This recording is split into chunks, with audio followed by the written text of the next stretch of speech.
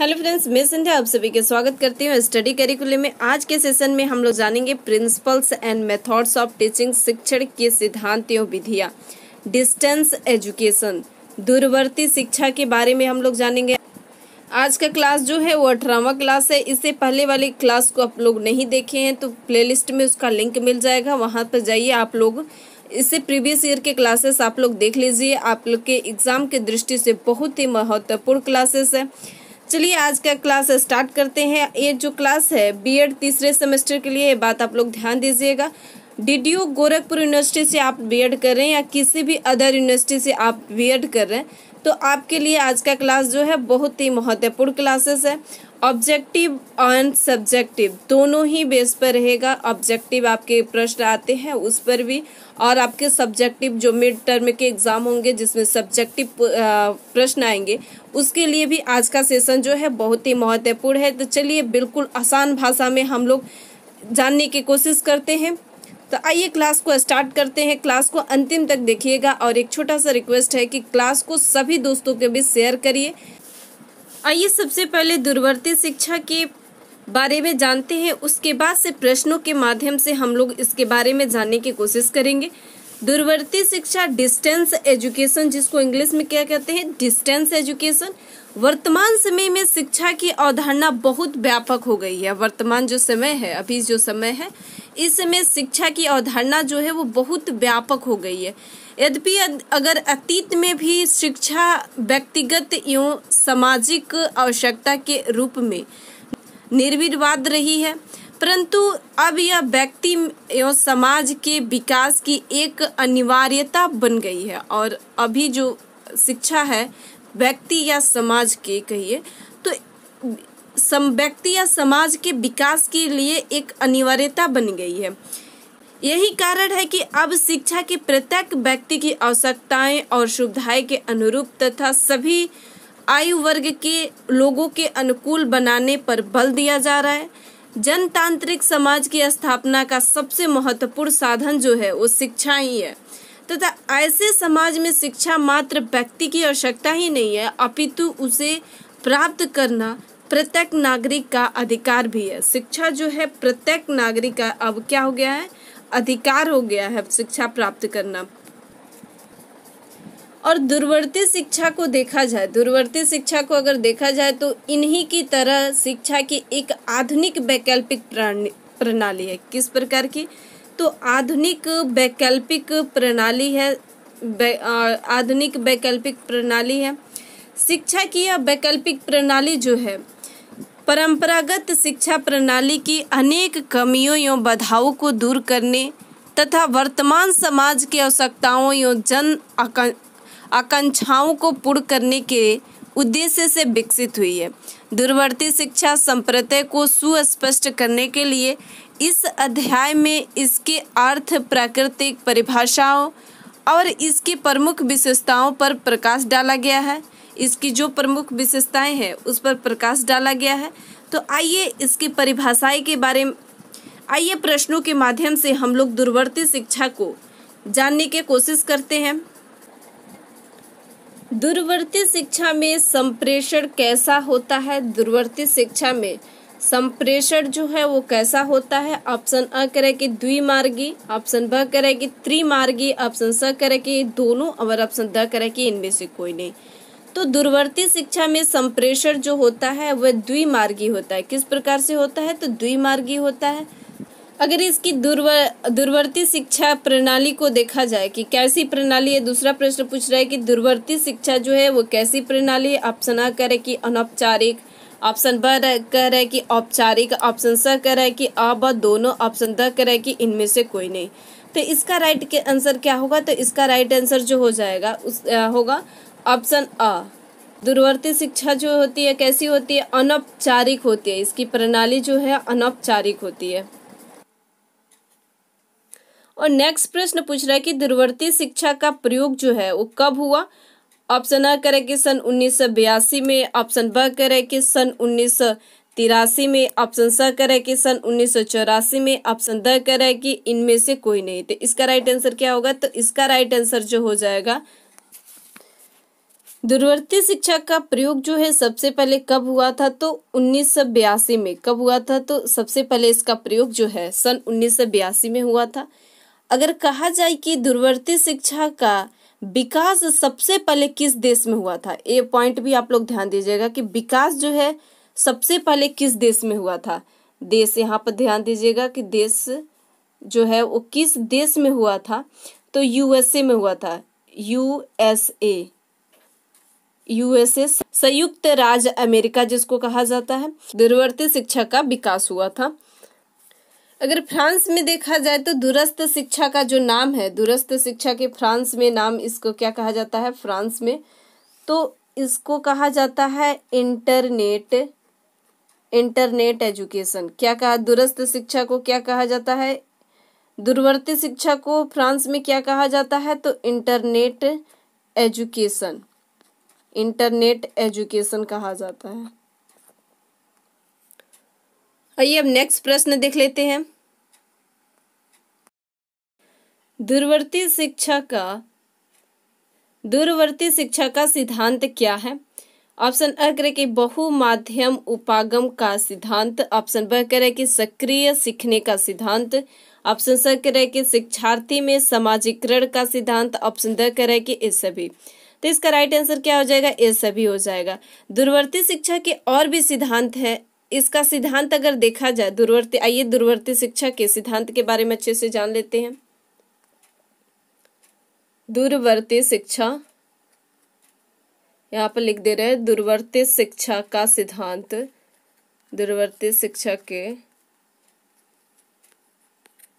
सिद्धांत। तो दूरवर्ती शिक्षा के सिद्धांत को देखा जाए, दूरवर्ती शिक्षा के सिद्धांत अगर देखा जाए तो दूरवर्ती शिक्षा के सिद्धांत जो है डॉक्टर किरकिरे, कौन, तो भोपाल के डॉक्टर किरकिरे कहाँ के थे, तो ये पॉइंट भी आप लोग ध्यान दीजिएगा। डॉक्टर किरकिरे और डॉक्टर खर्चीले, डॉक्टर किरकिरे और डॉक्टर खींची जो कहाँ के, भोपाल क्षेत्रीय विद्यालय, भोपाल क्षेत्रीय शिक्षा विद्यालय के इन्होंने शिक्षा तकनीकी के वार्षिक सम्मेलन जो हुआ था, जो 14 से 16 जनवरी, तो ध्यान दीजिएगा 14 से लेकर 16 जनवरी 1984 तक हुआ। अपने प्रतिवेदन में दूरवर्ती शिक्षा जिन सिद्धांतों और नियमों के परिगणना की है, उन्होंने निम्न प्रकार से दूरवर्ती शिक्षा को, उन्होंने कई प्रकार से दूरवर्ती शिक्षा के सिद्धांत जो है उन्होंने दिए हैं। पहला उन्होंने सिद्धांत दिया था बहुमाध्यम उपागम का सिद्धांत इन्होंने दिया था। दूसरा पॉइंट इन्होंने सिद्धांत दिया था आवश्यकता आधारित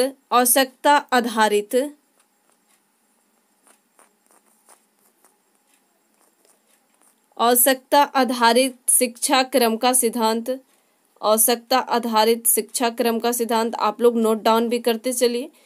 सब्जेक्टिव में ये प्रश्न जो है आएगा तो आप लोग लिख दीजिएगा, नोट डाउन आप लोग करते चलिए।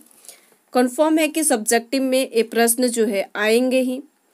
तो आवश्यकता एक एक करके समझते भी चलते हैं हम लोग। बहुमाध्यम उपागम में क्या होता है कि बहुमाध्यम उपागम का सिद्धांत जो है वो दूर शिक्षा में मुद्रित परिपत्रों अथवा पाठों के शिक्षार्थियों को प्रेषित किया जाता है। इसमें क्या किया जाता है, तो प्रेषित किया जाता है। ये शिक्षार्थी जो है वो दूर दूर स्थानों पर रहते हैं, पास में नहीं रहते हैं, दूर दूर स्थानों पर रहते हैं।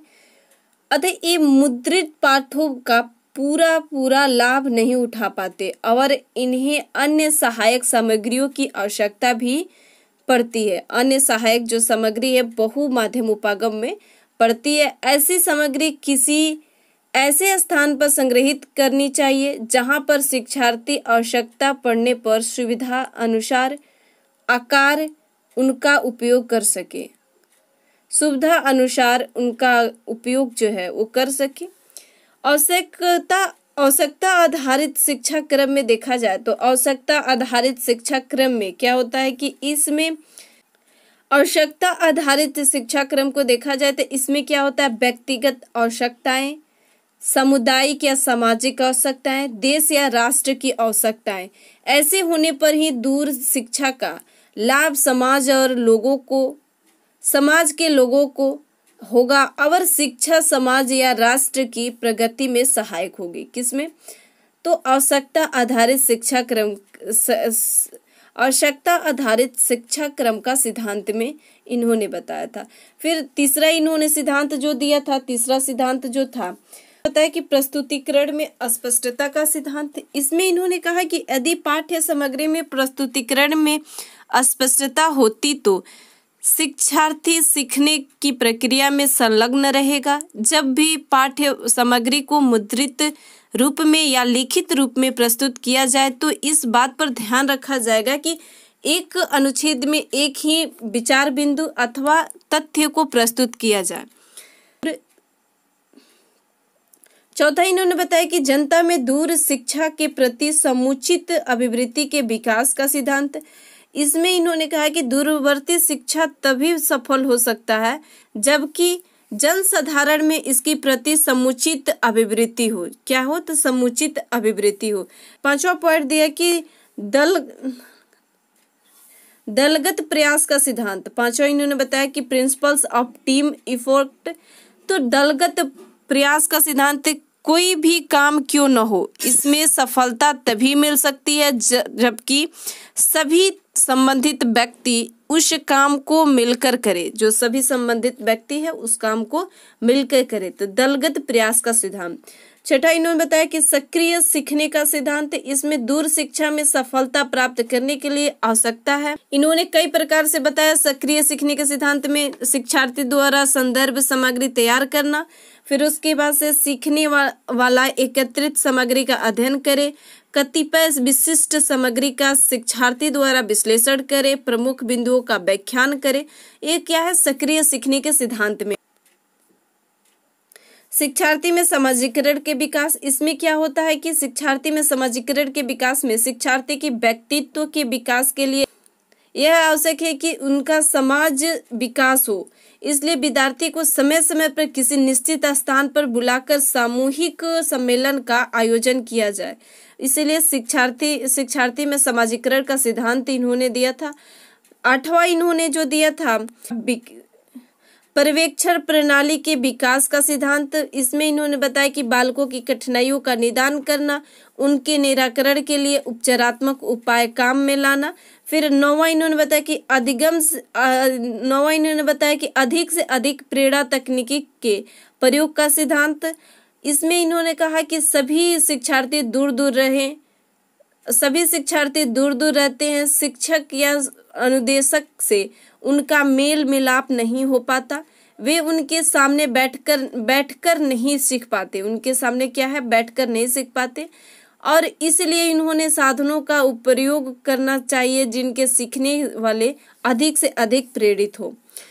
10वां इन्होंने बताया कि सीखने वालों में समुचित सजगता विकसित करने का सिद्धांत। समुचित सजगता जो है विकसित करने का सिद्धांत। इसमें इन्होंने बताया कि दूर शिक्षा के कार्यक्रम सफल हो इसके लिए आवश्यक है कि सीखने वाला भली भांति उसको समझ ले कि इस कार्यक्रमों का आयोजन उसके हित के लिए है अथवा हित के लिए नहीं है। तो सीखने वाले में समुचित सजगता का विकास। और भी है 11वां इन्होंने बताया कि और भी है, जैसे कि समुचित शैक्षिक तकनीकों का प्रयोग का सिद्धांत इन्होंने दिया। विशिष्ट परीक्षण सेवाओं के प्रयोग का सिद्धांत इन्होंने दिया। फिर अब हम लोग देखते हैं दूरवर्ती शिक्षा की आवश्यकता इसकी आवश्यकता क्यों पड़ी, आइए इसकी आवश्यकता भी देख लेते हैं, जो हमारे सब्जेक्टिव एग्जाम के दृष्टि से बहुत ही महत्वपूर्ण है और ऑब्जेक्टिव पॉइंट से भी ध्यान में रखकर इसको हम लोग इसकी आवश्यकता के देख लेते हैं कि किस तरह से ऑब्जेक्टिव में भी प्रश्न जो आते हैं और सब्जेक्टिव में तो आएंगे ही, में तो प्रश्न आते ही हैं, तो उसको भी आप लोग इजिली से सॉल्व कर लीजिएगा, जिससे आपका स्कोर जो है वो अच्छा आएगा। तैयारी पर फोकस कीजिए, एग्जाम जो है अब जल्द ही आने वाला है, अब ज़्यादा दिन नहीं है। आप लोग का एग्जाम जो है मिड टर्म का एग्जाम होगा, उसके बाद से आप लोग का ऑब्जेक्टिव एग्जाम होगा, इंटर टर्म का एग्जाम होगा, तो ये पॉइंट आप लोग ध्यान दीजिएगा। चलिए इसकी आवश्यकता देख लेते हैं। दूरवर्ती शिक्षा की आवश्यकता क्या है? दूरवर्ती शिक्षा की आवश्यकता देखा जाए तो नीड्स ऑफ डिस्टेंस एजुकेशन। दूरवर्ती शिक्षा का लाभ कोई भी व्यक्ति उठा सकता है, परंतु यह निम्न प्रकार से व्यक्ति के लिए अधिक उपयोगी सिद्ध हो सकती है। फर्स्ट पॉइंट है कि वे व्यक्ति जो अपनी अपरिहार्य समस्याओं के कारण औपचारिक शिक्षा प्राप्त नहीं कर सके, ऐसे अयस्क अधिगमकर्ता जो व्यावसायिक उन्नति के लिए अपने ज्ञान के भंडार को बढ़ाने का निश्चित करते हैं, वे कुछ नया सीखना चाहते हैं। वे क्या करते हैं कि कुछ नया सीखना चाहते हैं। नेक्स्ट पॉइंट कि ऐसे व्यक्ति जो रोजगार में लगे हुए हैं और अपनी शिक्षा बढ़ाना चाहते हैं, इसकी आवश्यकता है। विकलांग और विशिष्ट समूह के अधिगमकर्ता जो औपचारिक समूह का लाभ नहीं उठा नहीं सकते, ऐसे अधिगमकर्ता जो दूर दराज के ग्रामों, वन्य या पहाड़ी प्रदेशों में बसे हुए हैं, जहां शैक्षिक सुविधा का अभाव है या वे अति सीमित मात्रा में है, या वे अति सीमित मात्रा में शिक्षा जो है अति सीमित मात्रा में है, तो वहां पर दूरवर्ती शिक्षा जो है इसकी आवश्यकता पड़ती है। ऐसे व्यक्ति जो अवकाश प्राप्त करने के पश्चात भी अपनी शिक्षा को सुचारू रूप से चलाना चाहते हैं, तो वे भी इस दूर डिस्टेंस एजुकेशन के लाभ उठा सकते हैं। वे भी क्या करते हैं, इस डिस्टेंस एजुकेशन का लाभ उठा सकते हैं। आइए अब देख लेते हैं डिस्टेंस एजुकेशन, दूरवर्ती शिक्षा की विधियां, methods of distance education. Genetic Jenkins के शब्दों में नवीन सूचना एवं संचार तकनीक का पूरे विश्व में दूरवर्ती शिक्षा के क्षेत्र में तीव्र गति उत्पन्न कर दी है, पूरी तीव्र गति जो है उत्पन्न कर दी है। इस नवीन पद्धति से शिक्षक की अनुपस्थिति में भी शिक्षण के दौरान छात्रों के शंकाओं का समाधान किया जा सकता है। मल्टीमीडिया और इलेक्ट्रॉनिक कम्युनिकेशन इन तकनीक के उदाहरण के रूप में दिए जा सकते हैं, किंतु इन नई तकनीक का प्रयोग जो है केवल वे लोग ही कर सकेंगे जिनके पास कंप्यूटर है और जो उनका प्रयोग करना चाहते हैं आइए इसके विविधियां देख लेते हैं। तकनीक का प्रयोग करना चाहते हैं, विविधियां जो है रेडियो वार्ता, मल्टीमीडिया, समाचार, इलेक्ट्रॉनिक कम्युनिकेशन, ये सभी क्या है, इसकी विधियां हैं। दूरवर्ती शिक्षा के विभिन्न नाम है, जैसे कि मुक्त अधिगम, पत्राचार शिक्षा, स्वतंत्र अध्ययन, परस्पर अध्ययन, गृह अध्ययन, ये सभी क्या है, दूरवर्ती शिक्षा के विभिन्न नाम है। मुक्त अधिगम, पत्राचार शिक्षा, स्वतंत्र अध्ययन, परस्पर अध्ययन, गृह अध्ययन, ये सभी किसके नाम है, तो दूरवर्ती शिक्षा के नाम है। आइए दूरवर्ती शिक्षा से संबंधित कुछ महत्वपूर्ण परिभाषाएं देख लेते हैं। इसकी परिभाषाएं देखा जाए तो मुर्रे के अनुसार दूरवर्ती शिक्षा को अनुदेशन विधियों के समूह परिवार के रूप में परिभाषित किया जा सकता है, जिसमें शिक्षण व्यापार क्रिया से अधिगम व्यापार प्रक्रिया से अलग अर्थात कहीं दूर का संपन्न किए जाते हैं। इसके अंतर्गत छात्र की उपस्थिति में संपन्न होने वाली क्रियाएं भी सम्मिलित होती है।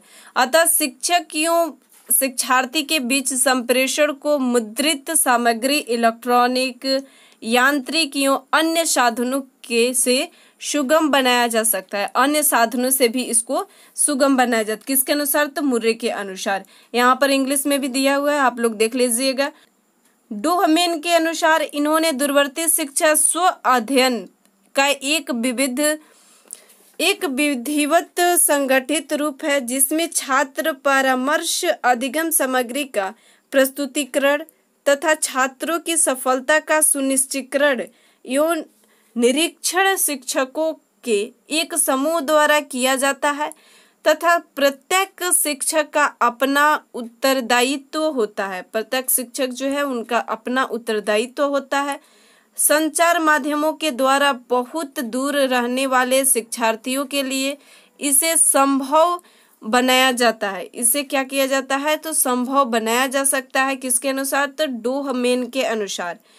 पीटर्स के अनुसार, तो पीटर्स के अनुसार इन्होंने कहा कि दूरवर्ती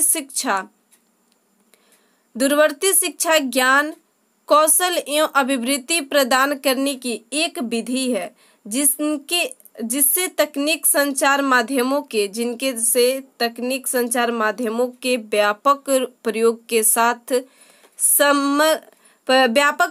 साथ श्रम विभाजन, संगठनात्मक सिद्धांतों के प्रयोग द्वारा तर्क संगत बनाया जाता है। इसमें विशेष रूप से उच्च स्तरीय शिक्षण सामग्री के पुनर्निर्माण का उद्देश्य निहित होता है, जिससे छात्रों को बहुल संख्या को एक ही समय में जहां पर भी वह रह रहे हो अनुदेशन प्रदान करना संभव होता है। यह शिक्षण एवं अधिगम का एक औद्योगिक रूप है। किसका रूप है? तो अधिगम का, शिक्षण एवं अधिगम का एक औद्योगिक रूप है। किसके अनुसार? तो पीटर्स के अनुसार।